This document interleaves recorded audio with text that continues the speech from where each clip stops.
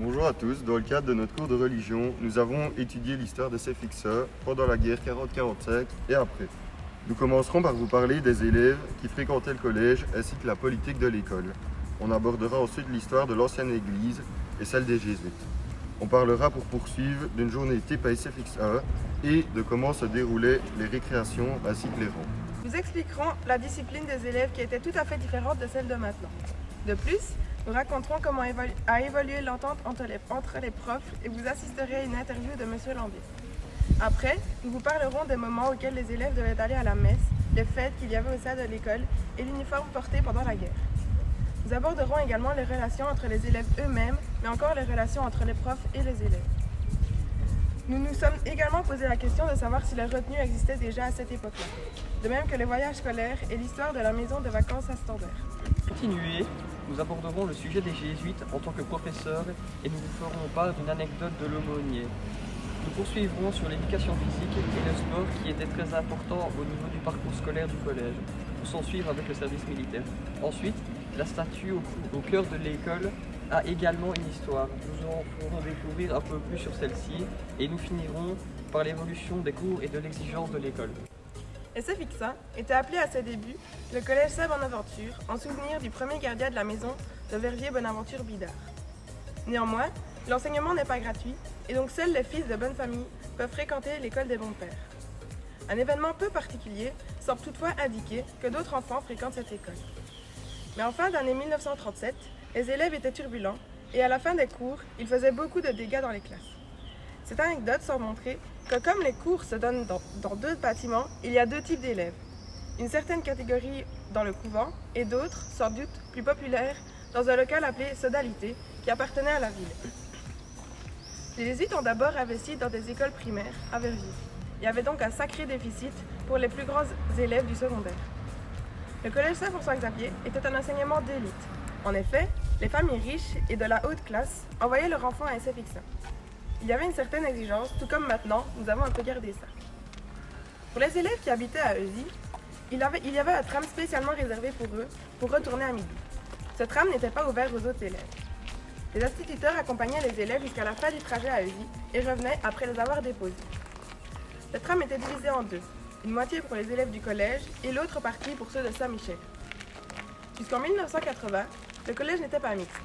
En effet, uniquement les garçons étaient contraints d'aller à SFXA, tandis que pour les filles, c'était l'Institut des Saint-Ange, SFX2 de nos jours. Quand on entre à SFXA, c'est comme rentrer dans une grande famille. SFX, ça se transmet de génération en génération, c'est-à-dire que les jeunes qui sont au collège aujourd'hui ont très probablement des parents, des grands-parents, des arrière-grands-parents qui y étaient avant. Quand la vie reprend en Belgique, et en particulier à SFX, on pense à revivre, et peut-être d'abord à tous ceux qui ont souffert de ce conflit, et à ceux qui ont donné leur vie pour la liberté, celle qu'on vient de retrouver, les soldats belges, les victimes civiles, les anciens élèves du collège, et également les soldats américains. Il y a donc des moments et des cérémonies patriotiques durant certains cours, et à certains moments dans la cour de récréation, tout le collège réuni. On installe une plaque commémorative dans l'entrée du collège. Il y a également une reprise en main du rythme scolaire, avec une pédagogie qui va s'ouvrir progressivement aux nouveautés. La mentalité qui a changé, la société et donc l'école qui est plus ouverte sur le monde. Des jeunes qui ont envie de rattraper le temps perdu avec un engagement plus fort dans les mouvements de jeunesse et dans les activités sportives. Dans les cours, prennent une place nouvelle, une formation sociale ouverte aux plus défavorisés, aux missions en Afrique. Les jésuites ont de nombreuses écoles au Congo et a une porte qui s'ouvre légèrement mais sérieusement aux nouvelles idées philosophiques et scientifiques. C'est donc un renouveau que vit notre école comme tout le monde scolaire. Ainsi, cela remue aussi au niveau politique une guerre scolaire opposant l'enseignement libre défendu par le PSC, Parti catholique, et l'enseignement de l'État défendu par le PSB, Parti socialiste. Les manifestations sont massives et parfois assez violentes. Deux ministres mènent politiquement le conflit entre 1950 et 1950. Pierre Hamel pour le PSC et Léo Collard pour le PSB. Cela s'achève par le pacte scolaire en 1958, donnant de nouvelles perspectives à l'enseignement libre comme la renaissance des enseignants sur le même pied que ceux de l'État notamment, au niveau des nominations et des salaires, ainsi qu'une meilleure attribution des subsides aux écoles catholiques. Ainsi le début d'une grande campagne de construction scolaire, en particulier à SFX, entre 1960 et 1980. La dynamique de l'école devient extraordinaire. Après les multiples constructions qui ont bouleversé la physionomie de SFX, on s'est tourné vers de nouveaux programmes pédagogiques. Ne doit-on pas voir ici l'empreinte de mai 68, cette révolution des idées et des mœurs? Jusqu'alors, on avait au collège uniquement des garçons, uniquement des élèves catholiques pratiquants, instruits voire éduqués par des pères jésuites, en soutane. On devait aller à la messe tous les jours, faisait signer les cartes de présence par les curés, sauf pour certains élèves qui venaient de localités plus lointaines comme Aubel, Clermont, Monzel. Et tout d'un coup, cela change. Le premier changement, c'est l'arrivée de professeurs. Oui, des femmes dans un collège jésuite. C'est très nouveau, surtout pour certains vieux pères peu habitués à ce monde féminin dans leur mur. Mais c'est surtout le domaine pédagogique qui va changer. Le premier coup est donné par les maths modernes. Puis ce sera le développement des cours de sciences, le cours d'histoire qui s'intéresse tout d'un coup à d'autres sociétés liées à la décolonisation. Vient ensuite le rénové et la mixité, une direction laïque. Le monde a basculé en ces années, tantôt en bien, tantôt en expériences malheureuses qui seront alors corrigées par après. Mais tous ces changements, depuis les années 60, ont pris en main le monde scolaire pour l'amener pas à pas jusque maintenant. Mais, si le progrès est bénéfique, il faudrait que tout le monde puisse en profiter et pas seulement une tranche de la population, laissant des pans entiers de la population mondiale et même locale sur les bords de la route. Malgré les coupes sombres dans les rangs des anciens du collège, 33 combattants et 26 victimes civiles, dont des jeunes mitraillés par les Allemands dans le nord de la France en mai 40 alors qu'ils partaient en évacuation. Donc en 1872, le père Azari Thomas se lance dans un nouveau projet. Il veut construire une église à côté de l'école. Donc le projet est lancé et à peu près un an plus tard, l'église elle est mise en péril à cause d'un incendie qui déroule sur une qui est juste là derrière. Grâce au dévouement des ouvriers, l'église est sauvée. Donc l'église a été remplacée par le parc ici. En 1898, tous les élèves ils allaient à l'église, tous les élèves de secondaire étaient obligés d'aller à l'église, ils allaient à la messe tous les matins. Et il pouvait y avoir aussi que les professeurs du secondaire SFXE sont majoritairement des jésuites jusqu'en 1966. Après, ça s'estompe un peu, ils sont un petit peu moins. Le dernier père jésuite est le père Daniel Sonvaux. Il termine sa carrière en l'an 2000. Donc les jésuites sont des religieux, donc, le christianisme. Et ils sont très intelligents, ils ont passé la plupart de leur vie à étudier. Et donc un seul père jésuite, il était capable de donner des cours de maths, de sciences, latin, français. Enfin, c'est vraiment des boules. Comme dit auparavant, les élèves de l'école étaient des élèves de bonne famille qui pour la plupart habitaient à Eusy. Ils avaient le privilège pendant la première partie du XXe siècle qu'un tram vienne les chercher de Eusy jusqu'à la place verte de Verviers, ainsi que les élèves de l'Institut Saint-Michel. Le tram était divisé en deux parties pour les élèves des deux écoles. Avant le début des cours, les élèves étaient obligés d'aller à la messe tous les matins. La première pause de la journée avait lieu à 10h35 et pendant la pause de midi, la plupart des élèves rentraient chez eux manger avec leur mère car celle-ci ne travaillait pas grâce à leur aisance financière. Pour les quelques élèves qui restaient à l'école, pendant l'époque du père Van den Bosch, celui-ci organisait toutes sortes d'activités. Il organisait des jeux sportifs et pendant l'hiver, même des constructions de neige qui pouvaient aller jusque la construction d'un toboggan géant qui partait de la statue de l'école ici plus loin. Après la récréation, une classe était désignée tous les jours pour nettoyer la cour de récréation, ce qui n'est plus le cas aujourd'hui, on peut le voir ici car elle est très sale, malheureusement. Il y avait une nouvelle récréation à 15h10 avant la fin de la journée et pour les élèves qui le désiraient, ils pouvaient rester jusqu'à 18h à l'étude qui fermait à cette heure-là. À la fin de la journée, les professeurs accompagnaient leurs élèves au tram qui les remontait chez eux et les élèves, s'ils le désiraient, ainsi que les profs, pouvaient rester un peu plus tard car les jésuites vivaient 24h sur 24 à l'école et donc ils pouvaient rester avec eux, ce qui n'est plus le cas aujourd'hui. Aujourd'hui, les rangs ne sont pas aussi bien formés que par le passé. Avant, les élèves allaient directement dans le rang et faisaient le silence, alors qu'aujourd'hui, les élèves ne vont pas forcément dans le rang, ou viennent en retard dans le rang, ou même parlent dans le rang. À l'époque, cela n'était pas possible car la discipline était beaucoup plus rigoureuse. Les professeurs devaient maintenir l'ordre et s'ils ne le faisaient pas, et ben, le père recteur leur tombait dessus et ils avaient des problèmes. Certains profs étaient même virés car ils ne gardaient pas assez de discipline pendant les cours.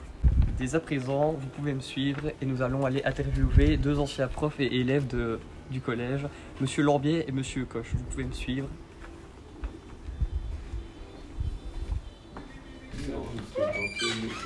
Bonjour messieurs. Bonjour Diego. Alors aujourd'hui, merci beaucoup d'être là. Avec plaisir. Ça fait plaisir d'intervenir dans notre exposé. J'avais une petite question pour vous. Alors, quelle était l'entente entre profs à votre début et comment a-t-elle évolué? Oui, moi je suis arrivé en 1981 au collège. J'ai été engagé par Jean-Marie Delobel. Je ne suis pas un ancien de l'école, mais j'ai été particulièrement bien accueilli par tous mes collègues, qui étaient évidemment forcément beaucoup plus âgés que moi pour certains, et d'autres à peu près ma génération. J'ai immédiatement trouvé une excellente ambiance de collaboration, de bonne entente, de respect mutuel. On travaillait ensemble, il y avait vraiment une très bonne ambiance. Et c'est presque comme une culture d'entreprise, on parle de l'esprit du collège. Mais moi, dès mon arrivée en 81, je l'ai connu, cet esprit du collège, je l'ai vécu, j'y étais accueilli, j'ai essayé de le faire vivre à mon tour. Et c'est vraiment une particularité, je pense, de l'école, au-delà de la qualité de l'enseignement qui peut exister, bien entendu, qui existe aussi dans d'autres écoles, mais cette caractéristique, l'esprit du collège, c'est une culture d'entreprise qui ne tombe pas toute seule du ciel, qui se construit au jour le jour. Je ne sais pas si tu es du même avis que moi. Oui, tout à fait. Moi, je suis un peu plus ancien puisque j'ai commencé en 72 ici comme professeur. Et quand je remonte dans le temps, il y avait encore une meilleure ambiance parce que c'était très chaleureux avec les pères jésuites et les professeurs, que ce soit l'école primaire et le secondaire. Mais on avait, après 4 heures, on était accueillis dans la salle ici à côté et on avait des tartines, du café. C'était vraiment la grande famille du collège Saint-François-Xavier, comme on disait à l'époque. Et puis après, ça a toujours été assez exceptionnel. Moi, ce qui me frappe surtout, c'est l'ambiance, le rapport entre l'école primaire et l'école secondaire. On ne forme qu'une seule salle des profs, un seul ensemble, les dîners ensemble, etc. Ce qui n'arrive pas dans beaucoup d'écoles. Et puis l'ambiance aussi de la salle des profs, parce que ça, il y a eu des films sur les salles des profs. Oui. Mais ici, c'est quand même assez exceptionnel aussi, puisque la salle des profs, on rentrait, on se retrouvait avec d'autres. C'est convivial. C'était très convivial et en plus, on n'était pas toujours avec les mêmes, on pouvait se retrouver à une table avec d'autres avec qui on ne travaillait pas, mais on sympathisait, on blaguait, on papotait un peu sur les autres quand ils n'étaient pas là, mais c'est un peu partout la même chose. C'est moins l'esprit jésuite, ça. Quoique. Mais ça permettait aussi de faire connaissance avec des jeunes collègues qui arrivaient, des nouveaux, on allait s'asseoir à leur table, on allait leur parler, ça se faisait naturellement. Une nouvelle pédagogie. Ah oui, en quelque sorte, oui. Donc en résumé, les professeurs et la salle des profs, c'était une deuxième famille. Si on peut dire ça. Tout à fait, Oh, oui. oui. D'ailleurs, on se retrouvait à des balades ensemble. Raymond Gaillard organisait chaque fois au congé, on avait une balade dans les Fagnes ou sur le plateau de Herve. C'était vraiment... à la fin de l'année, les pères jésuites nous invitaient, ça c'est dans les années 70, à goûter, mais aussi une balade, une découverte, par exemple l'abbaye de Valdieu, ou bien le train bleu à Dahlem, ou bien le lac de la Gilette. On se retrouvait tous ensemble. C'était vraiment une grande famille, y compris les épouses qui venaient à ce moment-là. Merci beaucoup. Avec plaisir. Nous sommes appelés à la messe du Sacré-Cœur.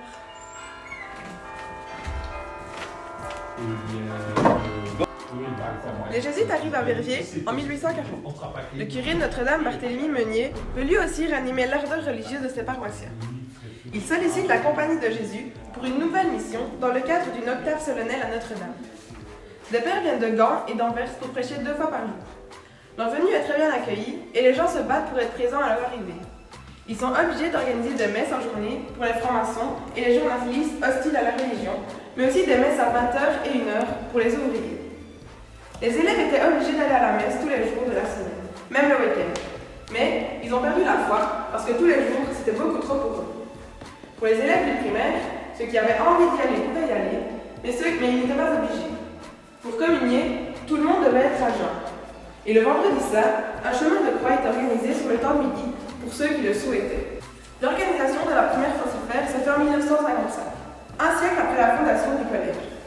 Cette fête a, en effet, été créée pour le centenaire du collège. C'est alors depuis cette date que le collège organise chaque année cette fameuse Francifère. Cette fête servait en général à payer les frais du bâtiment et des rénovations. Un week-end de Francifère remportait dans les environs de 20 000 €. Tous les profs restaient tout le week-end et il y avait de bonne ambiance. Ils rentraient jusque tard le soir et le lundi matin, les élèves arrivaient plus tard à l'école pour que les profs puissent encore ranger. Henri Defau organisait de divers événements, plus fous les uns que les autres. Par exemple, à la Saint-Nicolas, où il faisait rentrer un âne dans la salle de cinéma, ou encore amener un éléphant dans la cour pour le cirque. Il organisait aussi la fête de fin d'année. Tout ça caractérisait l'école et les profs étaient fiers, tout comme les élèves étaient émerveillés. En secondaire, les titulaires des classes étaient principalement des pères jésuites. Ils portaient en général tous un costume avec une chemise blanche à col, une cravate bon chic bon genre, comme on appelait ça avant. C'était des très petites classes, entre 12 et 25 élèves. Pour ce qui est du primaire, les instituteurs étaient laïcs, soit très jeunes, soit très âgés. C'était de plus grandes classes, en effet, entre 30 et 45 élèves par classe. Les élèves étaient habillés en chemise propre et en culotte courte, et parfois avec un veston. Tout cela reflète encore une fois la classe sociale de l'école. Nous allons maintenant interrompre un cours de M. Lambier, donnant cours à ses élèves.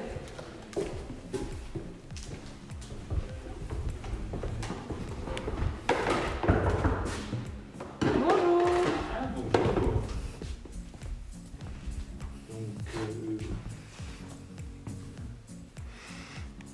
Maintenant, je vais vous parler du contact entre élèves et élèves profs. Donc, ils avaient vraiment bon contact de ce que j'ai pu entendre.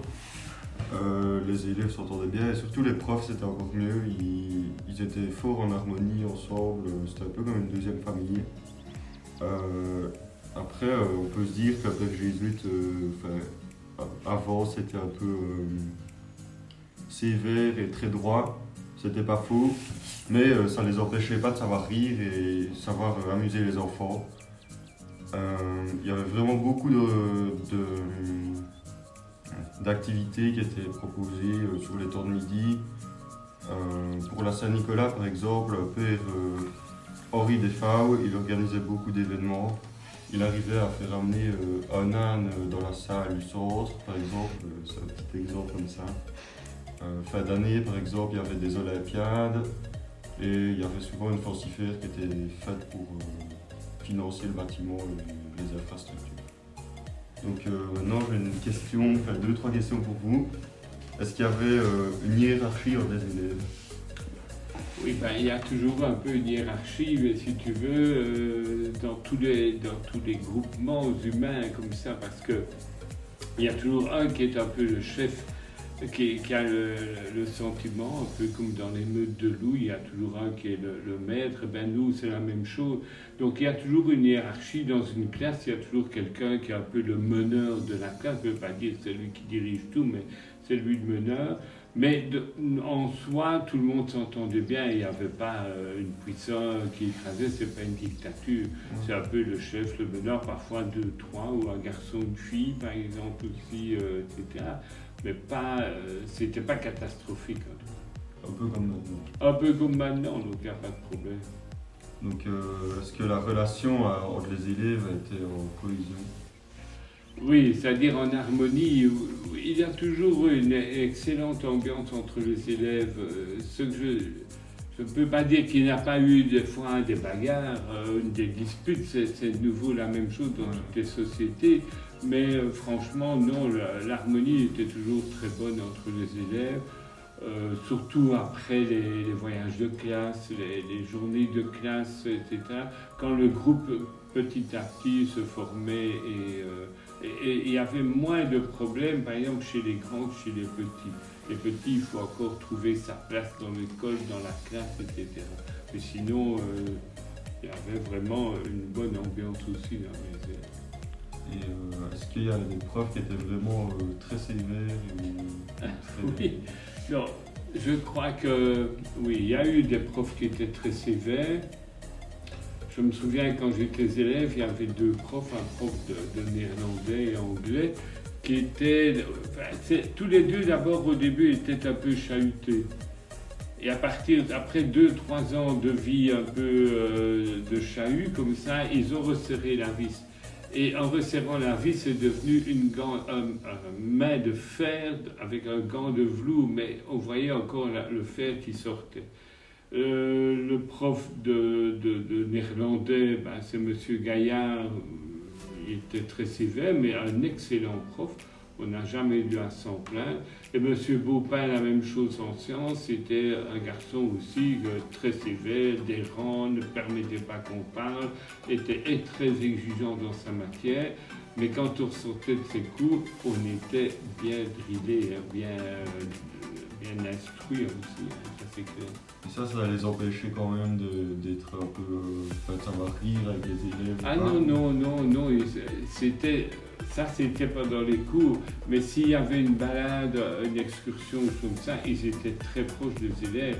Et M. Beaupin aimait particulièrement les réunions avec des élèves parce qu'il aimait bien boire son petit coup et souvent à la fin, il était quand même légèrement éméché. Légèrement. Bien, merci beaucoup. Avec plaisir. Monsieur Lorbier, nous sommes convoqués chez le directeur. Est-ce que vous pouvez me suivre, s'il vous Avec plaît? plaisir aussi. Allez, on y va.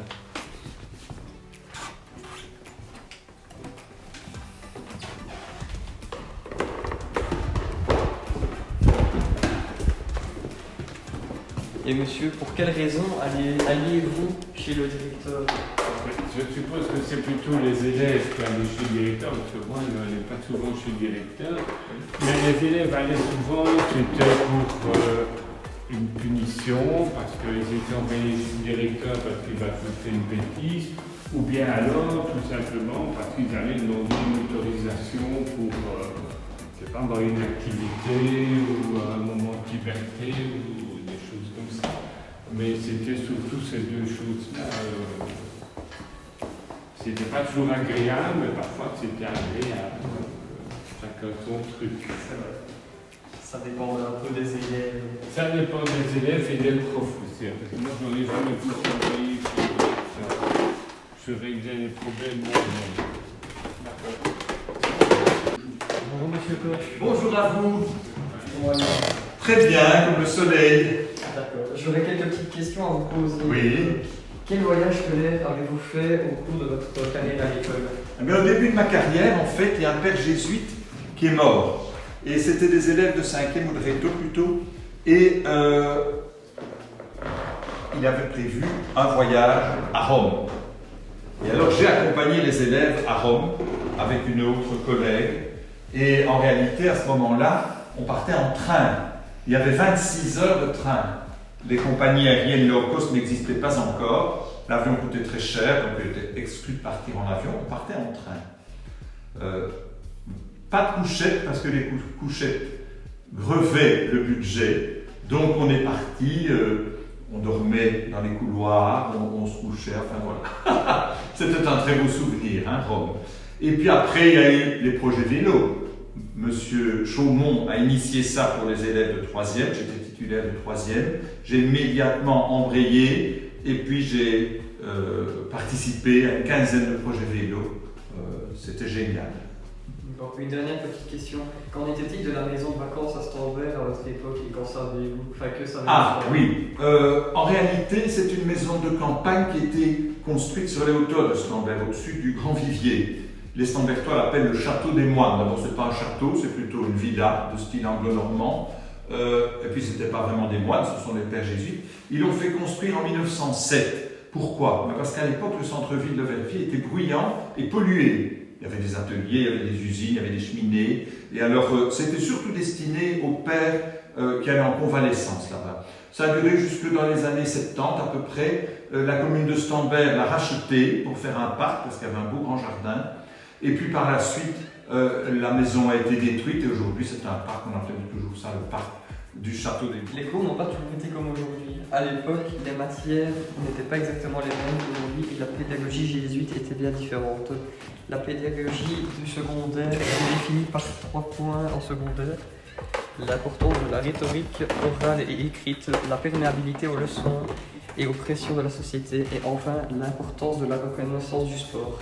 C'est dû à ces 3 règles que les élèves avaient des cours généraux qui sont les mêmes qu'aujourd'hui, mais qui n'avaient pas exactement le même programme, tels que les cours de maths, de français, d'histoire, de géographie, mais aussi le sport qui était très important.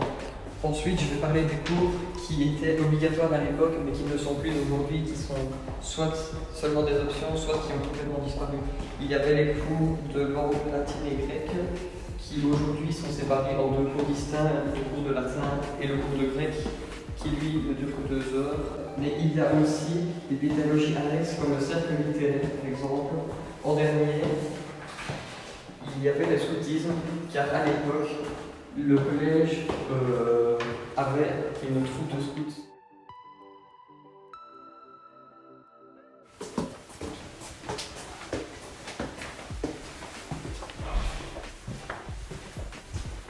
Et ici, voici la nouvelle salut centre plutôt. Alors nous voilà avec Monsieur Lambier. Donc moi j'avais quelques petites questions par rapport aux cours. Est-ce que les cours étaient difficiles à SFX? Oui, ben ça, je vais dire que c'est assez subjectif parce qu'un cours peut être difficile pour l'un et facile pour l'autre. Les maths ou le littéraire, c'est pas tout à fait la même chose.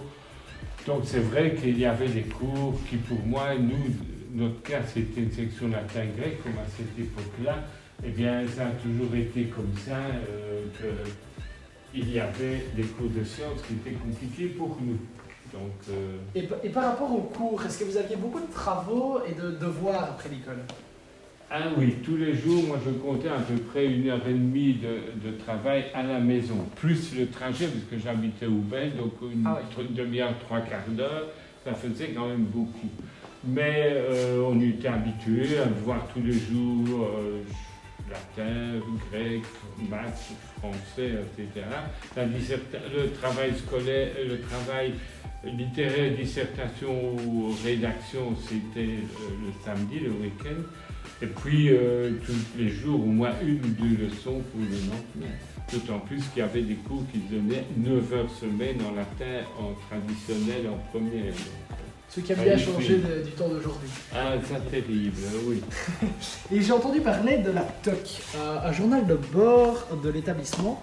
Est-ce que vous pouvez m'en dire plus par rapport à celui-ci? Oui, la TOC, à l'origine, c'est un petit chapeau tenu par les élèves des écoles catholiques qui faisait la différence avec les élèves de l'école de l'État parce qu'eux avaient la peine, donc une sorte de casquette. Et la TOC est devenue, alors à un certain moment, une revue qui, au début, ça s'appelait L'Éveil, mais c'était pas tout à fait le journal des anciens, mais c'était le journal du collège. Puis il y a eu un autre dans les années 30, rue de Verviers, je crois. Et puis alors, c'est devenu la TOC. On a repris le nom du chapeau pour le journal. Dans les années 50, c'est devenu la TOC ancien, mais c'est toujours le même principe. Et c'était des annonces de ce qui se passait à Saint-François, des comptes rendus, des rencontres d'anciens du collège qui étaient devenus importants au niveau politique, sportif ou n'importe quoi. Donc c'était toujours cela jusqu'au début des années 2000, ça a existé, puis maintenant malheureusement ça a disparu alors que c'était bien utile pour les jeunes rétos qui trouvaient parfois chez un ancien une aide, un secours ou bien une découverte du métier. Peut-être un jour, si on retrouve des motivés. Ah, mais voilà, peut-être je fais appel aux futurs anciens pour voir s'il n'y a pas des gens motivés, ça c'est clair. C'est une très bonne idée. Très beau projet. Oui. Merci beaucoup. Avec plaisir, toujours.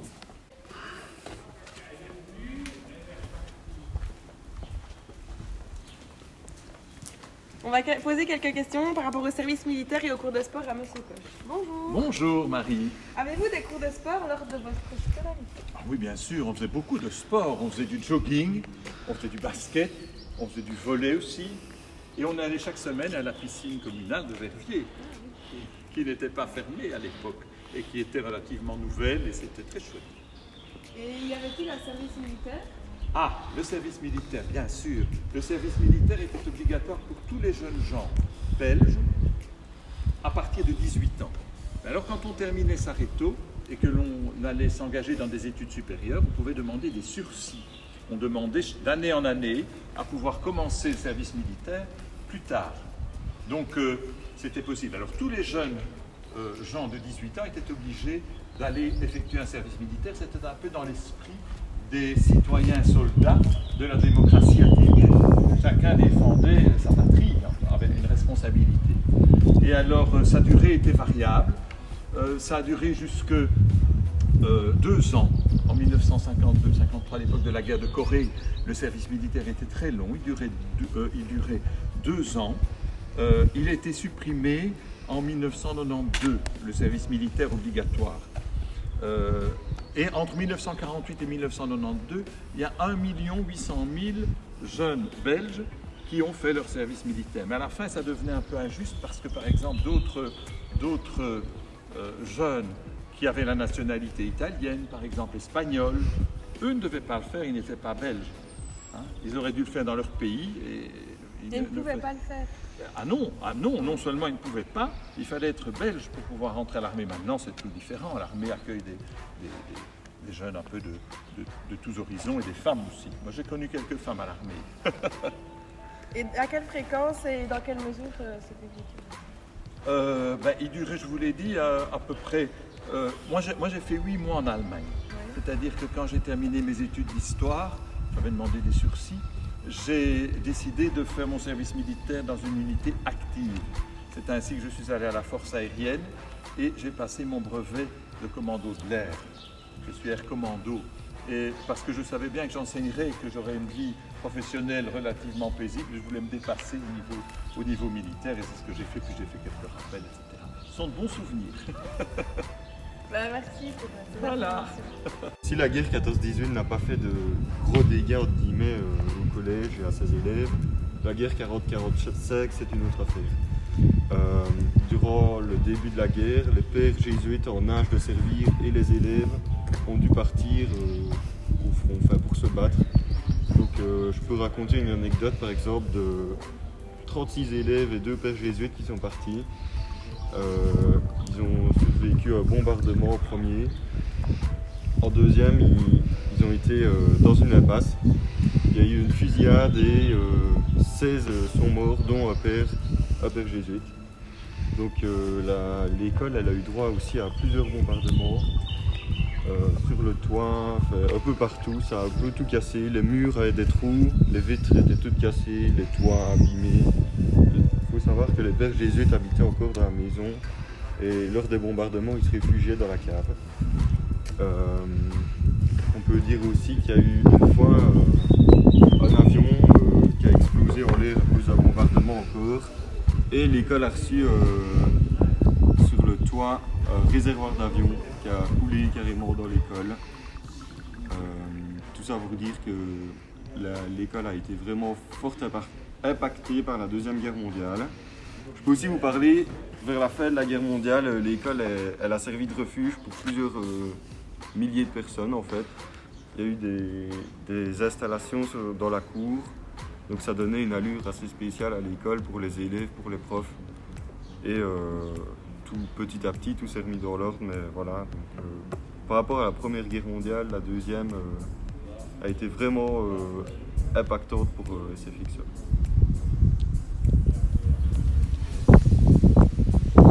Alors, une petite anecdote, une archive retrouvée dans une toque des années 70 lors d'une messe de commémoration au Père Lange. Ceci dit, le 3 septembre 1944, quand une staff de l'AS va à demander au Père Laurent, recteur du collège, l'aide d'un aumônier pour 300 jeunes gens réunis à Chouan. Le Père Lange, allégeant sa qualité d'ancien combattant de 14-18, revendique avec insistance et obtient cette charge patriotique et dangereuse. Et puis, ce fut le drame, poignant qui nous concerne encore aujourd'hui. le 5 septembre, un bataillon des SS allemands repose à la halte de Shin-Ei. Quelques soldats s'égayent dans les bois. 2 d'entre eux, faits prisonniers, mais parviennent à s'échapper.